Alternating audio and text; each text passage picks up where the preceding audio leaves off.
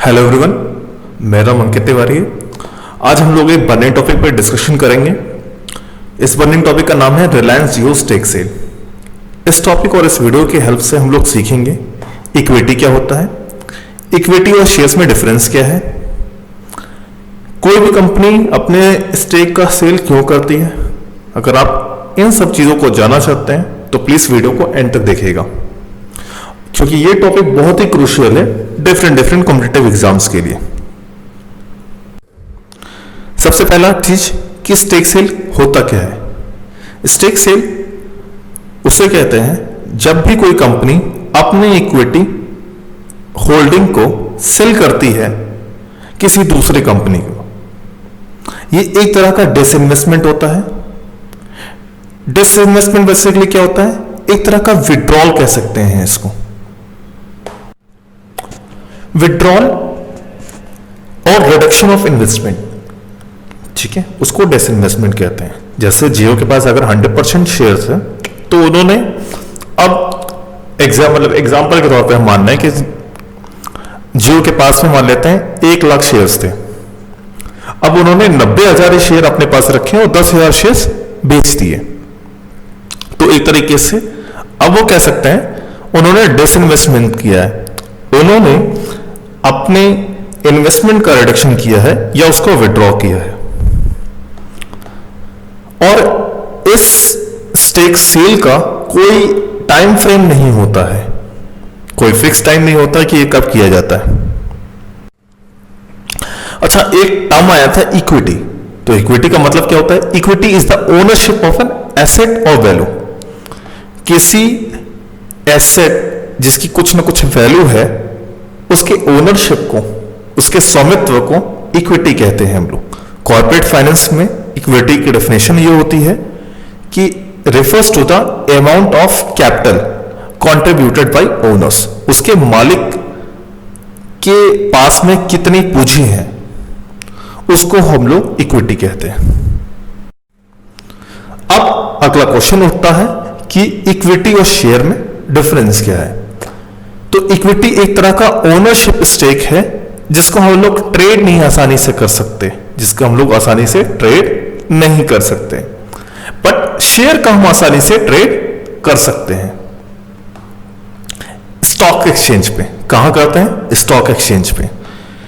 Equity जो है basically हर तरह के बिजनेस में पाई जाती है, जैसे कि प्रॉपर्टी के बिजनेस में, पार्टनरशिप के बिजनेस में या कॉर्पोरेशंस में। बट शेयर जो है वो जनरली कंपनीज में ही देखा जाता है।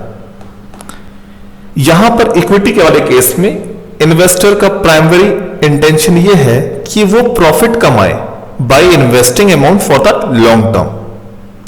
शेयर्स में क्या है, यही चीज शॉर्ट टर्म में होता है, मतलब वो शॉर्ट टर्म में बेनिफिट पाने के लिए शेयर्स खरीदते हैं या बेचते हैं।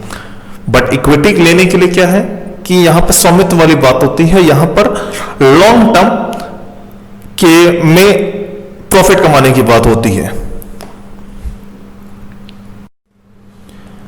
अब यह क्वेश्चन उठता है कि बेनिफिट क्या है इस तरह के सेल का। तो इस तरह का स्टेक सेल, मतलब जैसे कि अभी जियो ने जो है, रिलायंस जियो ने, उन्होंने अपने स्टेक का सेल किया। तो क्या है, फॉरेन कंपनी को सेल्स किए, तो ये क्या है, उनकी कैपिटल गेन को बढ़ाता है फॉर द होल्डिंग कंपनी। ये जो है, ये लार्ज बेनिफिट, बहुत ज्यादा बेनिफिट प्रोवाइड करता है जिसने अपने स्टेक का सेल किया है।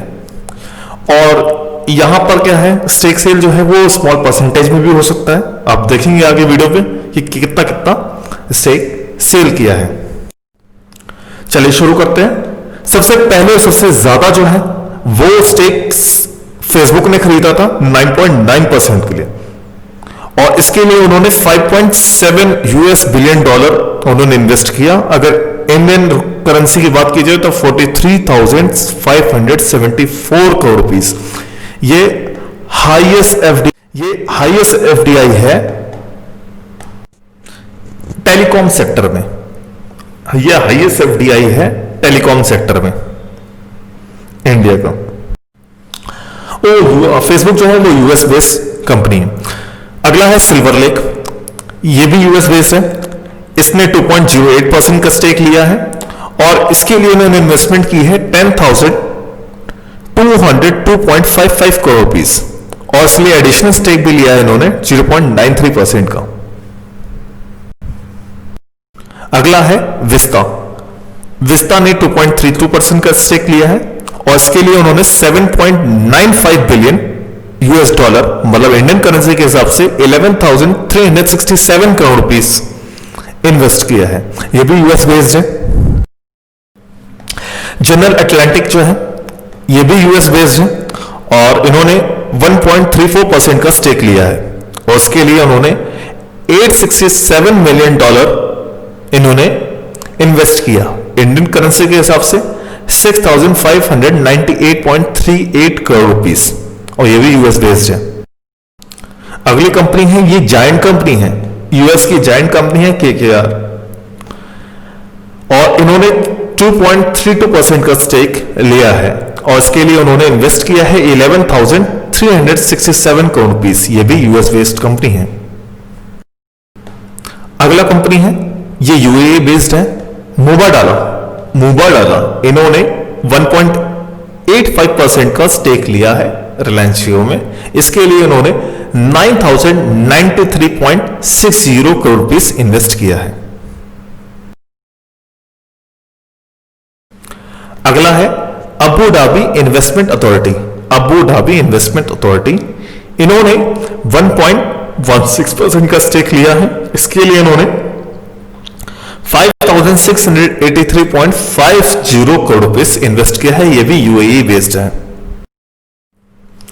फिर अगला है टेक्सास पैसिफिक ग्रुप टीपीजी, ये भी यूएस बेस्ड है। इन्होंने 0.93% का स्टेक लिया है और अभी हमने याद करिए, अभी मैंने आपको बताया था कि ये जो स्टेक है ये बहुत स्मॉल परसेंटेज में बेचा जा सकता है, तो आप देख सकते हैं कितने स्मॉल परसेंटेज में बेचा जा रहा है और इसके लिए इन्होंने 4,546.80 करोड़ रुपीस इन्वेस्ट किया है। यह भी यूएस बेस्ड है। एल कैटटॉन, इन्होंने 0.39% का स्टेक लिया है। इसके लिए उन्होंने 1,894.50 करोड़ रुपीस इन्वेस्ट किया है। यह भी यूएस बेस्ड है।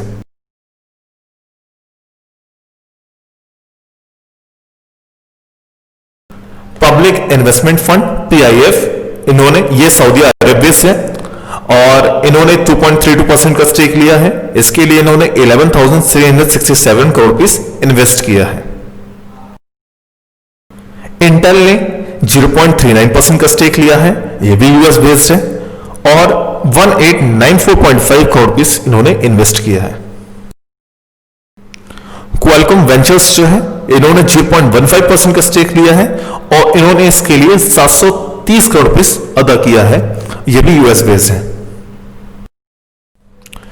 सबसे लास्ट में और सबसे रिसेंटली है गूगल, इन्होंने 7.7% स्टेक लिया है और इसका इन्वेस्टमेंट रहा है 33,737 करोड़ रुपीस। यह भी यूएस बेस्ड है।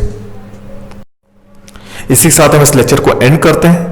अगर आपको यह लेक्चर बेनिफिशियल लगा हो तो प्लीज इसको लाइक और शेयर करिएगा और चैनल को सब्सक्राइब किए बिना बिल्कुल मत जाइए और प्लीज बेल आइकन जरूर दबा दीजिएगा ताकि कोई नोटिफिकेशन मिस ना हो पाए।